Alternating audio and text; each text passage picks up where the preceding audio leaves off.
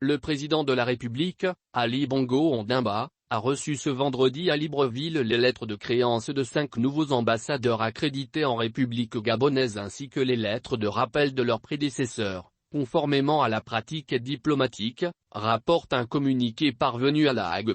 Le premier à faire son entrée au palais présidentiel est l'ambassadeur de la République du Congo avec résidence à Libreville, François Ibovi. Suivra par la suite, Ram au accent aigu N Molinaya au accent aigu, ambassadeur du Royaume d'Espagne près de la République gabonaise, toujours avec résidence à Libreville.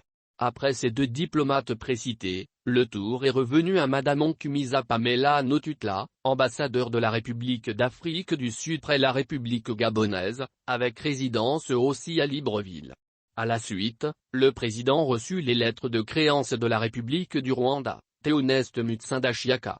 Ce dernier est accrédité au Gabon, avec résidence à Brazzaville, capitale du Congo.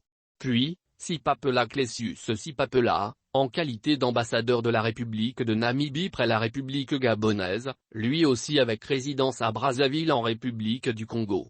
Après la séance des lettres de créance, le chef de l'État gabonais s'est entretenu avec chaque ambassadeur. La coopération entre le Gabon et les États respectifs des 5 ambassadeurs accrédités était au menu. Sans oublier les questions d'actualité de l'heure. Le renforcement des relations d'amitié et de coopération entre le Gabon et leurs pays respectifs, a été au cœur des échanges que le président Ali Bongo Ondimba eut tour à tour avec les nouveaux chefs de mission diplomatique en République gabonaise.